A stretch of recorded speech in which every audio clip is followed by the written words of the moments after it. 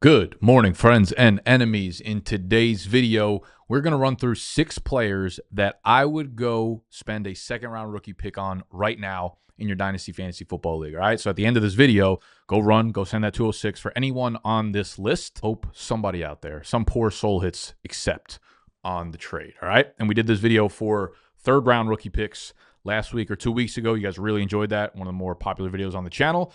So I figured I'd kind of make this into a series. Maybe I'll jump into the late first, early first, whatever, and then maybe flip it and reverse it and talk about players I'd give up for a second round pick, third round pick, late first, etc. Those types of players. All right. So if you want to see that, comment it down below. Otherwise, let's dance to the music.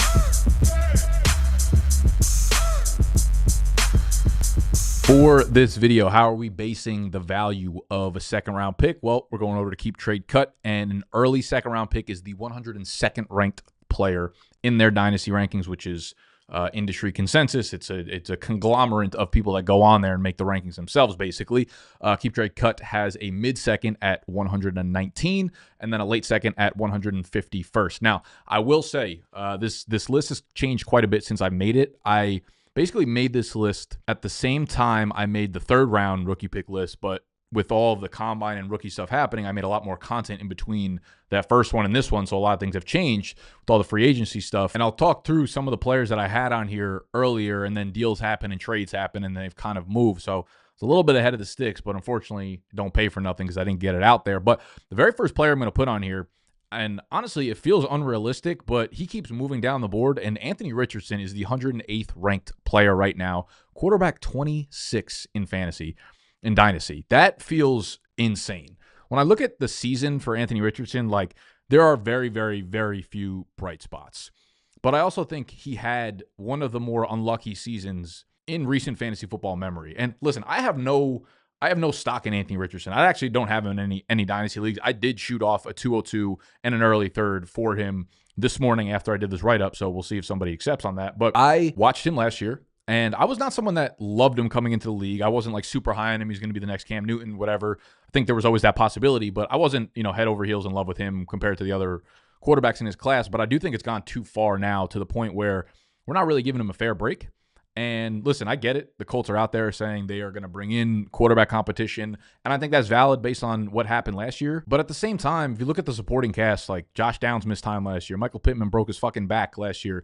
The offensive line was banged up pretty much all year as well. You had him getting benched midseason. There were so many untimely drops on end zone targets and deep targets. And I get it. It happens all the time to all quarterbacks. And if you want to make it even, like, you got to look at that for everybody. But I just watched a lot of A-Rich last year, and I felt like there was so much momentum in so many different games and so many different drives that just got killed by the surrounding parts around him. Not to mention, I don't know what Shane Steichen was doing with him last year, putting him into the category of having the single highest average depth of throw in the entire NFL last year. Like, that is not what Anthony Richardson should be doing. Anthony Richardson's still very young. He's younger than Shedeur Sanders. And I guess my main takeaway here is with a guy like Anthony Richardson and his upside, I look at what he did down the stretch last year. Once the offensive line was healthy, once the weapons were healthy, once Jonathan Taylor was back and healthy, and they were running the offense the way that they imagined it was going to run in the beginning of the season before he got hurt, both of them were explosive down the stretch. Anthony Richardson had 3-4 huge games in his last pile of 5 games, all right? So he was starting to get rolling, in my opinion, and I think that's what we'll see kind of coming into this new year. But more importantly, like, that type of upside does not come around very often, and a lot of people probably said the same thing with Justin Fields.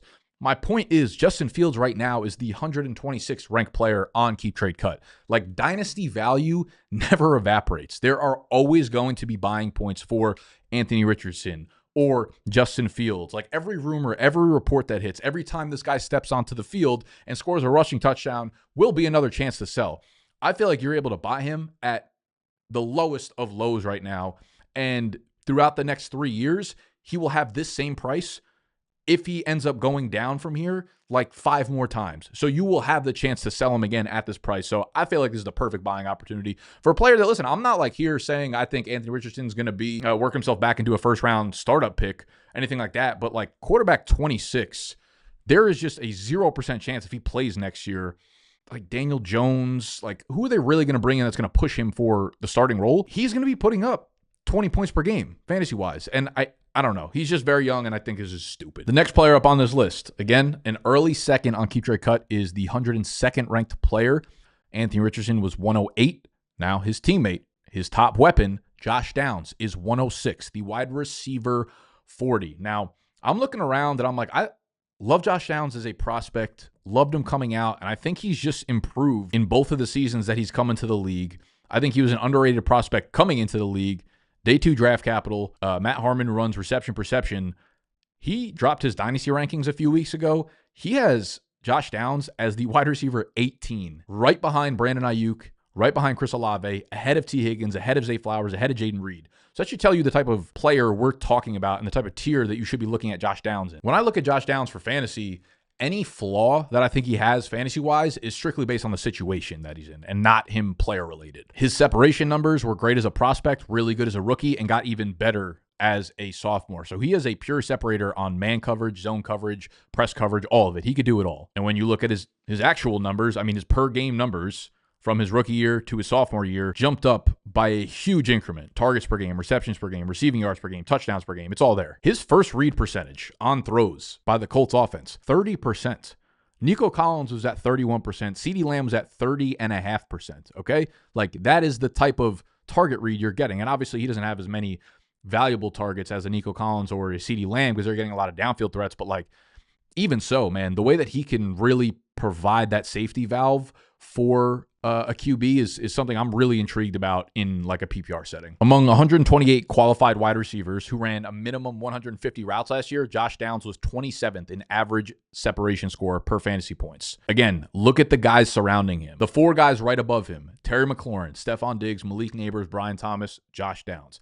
Jauan Jennings, Puka Nacua, Tyreek Hill, Garrett Wilson. We're not going to sit here and make a big deal about how A.D. Mitchell was actually 7th on this list, 7th in route win rate, all that good stuff. You look at player profiler, Josh Downs, number 5 overall in route win rate. He was 20th overall in yards per route run, number 9 in yards per route run from the slot. Based on every advanced number, the only gamble here is buying into this Indianapolis offense. Now, I'm not saying I expect Anthony Richardson to progress into like a great throwing quarterback. I love investing into him in fantasy because you don't need him to be good in fantasy. So if you want to take the gamble, if you want to take the risk on Josh Downs, who I think is an excellent wide receiver, this would be the time to do it. And I personally am willing to do so. Next player on this list.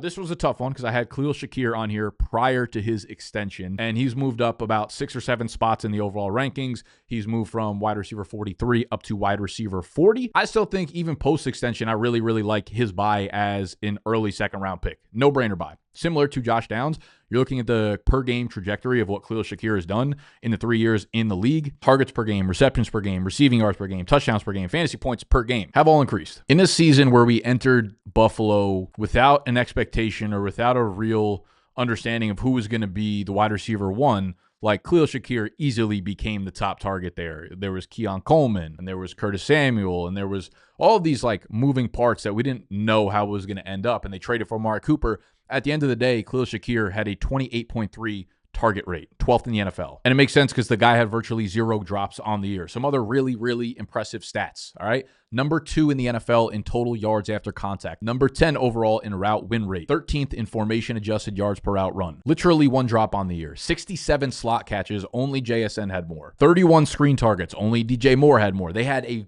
extremely concerted effort to get this guy involved, get the ball in his hands, line of scrimmage, give him the extension. He's going to be there for a while. He's going to be a playmaker for Josh Allen, and you want to attach yourselves to offenses like this for as long as you can. He had the single most missed tackles forced on slot routes, second most on screens. Again, I just kind of look at that weapons group, and I still think they're far away from really putting anything target worrisome around him. Like all of those guys that they put around him, Keon Coleman had like a cool 2 or 3 week span, but at the end of the day, he hasn't proved anything to make me feel like he's going to be a hit in a major way at the next level.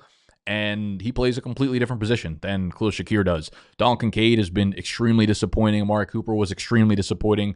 Matt Collins was probably the coolest receiver they had all of last year, making the most plays. So that kind of tells you the surrounding that they have right now. So Khalil Shakir feels like a very easy buy to me. Now, if we want to drop the age range a bit and start hitting the veterans, I like Courtland Sutton a bit here, man. He is 120th ranked overall, the wide receiver 45. And again, maybe this is ambitious because he is a 29-year-old, but that connection between Sutton and Bo Nix looked so good last year. He finished as a borderline fantasy wide receiver 1 last year. 135 targets, 81 catches, nearly 1,100 receiving yards, 8 touchdowns, and nothing about it, if you're watching that offense, felt like gimmicky or non-repeatable. It didn't feel fluky. It didn't feel like there were busted plays or this or that or the other thing. Like, Courtland Sutton looked incredible when you watched them play. And again, I think the important part here was that this was Bo Nix' first year in Denver, and Bo Nix was horrible for the first 6 or 7 games that they played throwing wise. I was reading an article from a beat reporter in Denver, and they were saying that basically Sean Payton's playbook is extremely difficult to learn for a rookie quarterback, and Bo Nix was like completely lost for the first month or so, and then by about week 7 or 8, it clicked for him, and that's when you start seeing him like really take control of the offense and things opening up. And once he did that, I mean, he played at a ridiculously high level for the rest of the season. You look at Courtland Sutton's splits over the final 10 games of the season versus the first 7 games, like his PPR numbers, quite literally over 10 points more per game, receptions, touchdowns, target, like everything just takes an insane jump. He tied Jamar Chase and Justin Jefferson for the NFL lead with 18 end zone targets last year, very clearly running their game plan through him, through the air. Bo Nix trusts him in these big moments. He had a first read target percentage of 31.1%. Again, I referenced Josh Downs, but Nico Collins and CeeDee Lamb, that was higher than both of those guys. I think this Denver offense is here to stay, and Sutton feels like the leader of it. So, maybe you only get 2 more good years out of it, but I think you're going to get 2 top 15 years out of Sutton going forward. Another guy I did have on this list prior to a big move that happened in recent days was Geno Smith.